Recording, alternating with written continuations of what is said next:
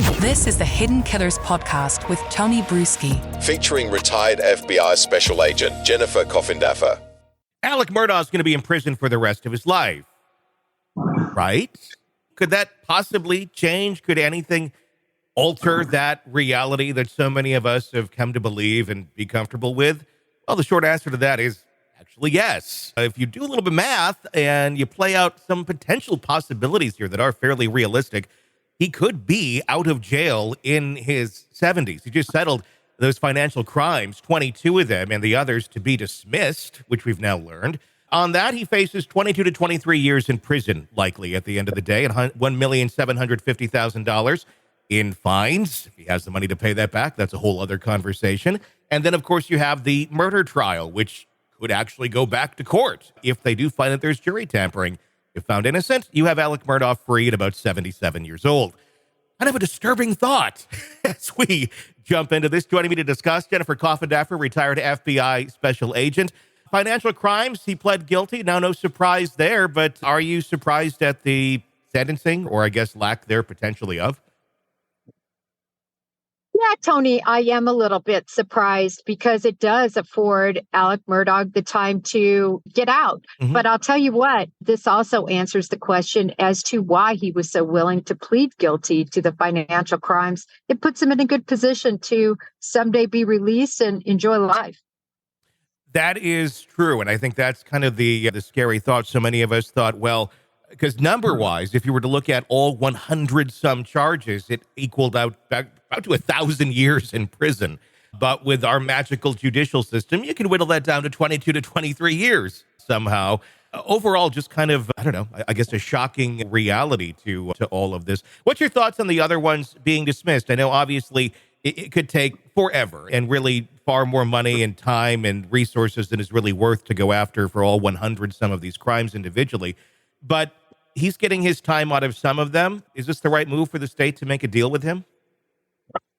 In my opinion, no. And I only say that because of the interesting, situation that we're seeing play out regarding this murder trial. So it's just disconcerting to think he could get out after all of the wrongs he has done. And so for that reason, I think the sentencing should have been the full amount of time. And if they needed to include other charges to make sure that sentencing paired up with a life sentence, then I think that should have been done. Yeah.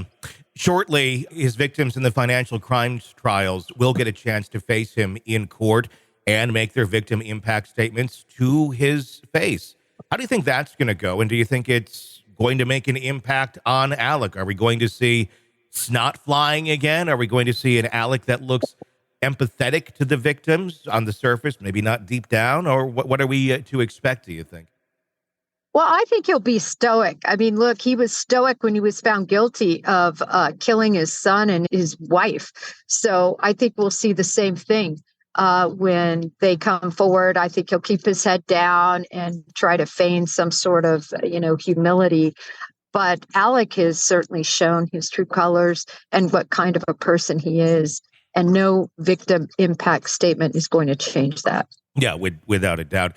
Maybe this explains a little bit about, I don't know, his candor in prison right now. A lot of us observe this going, he seems kind of jovial. He seems kind of like the guy that's like, I'm going to be getting out of here sometime soon. But we do the math here. Is this the math he's been playing with the whole time in his head and nobody else has really looked at it to see the reality of what this could actually mean?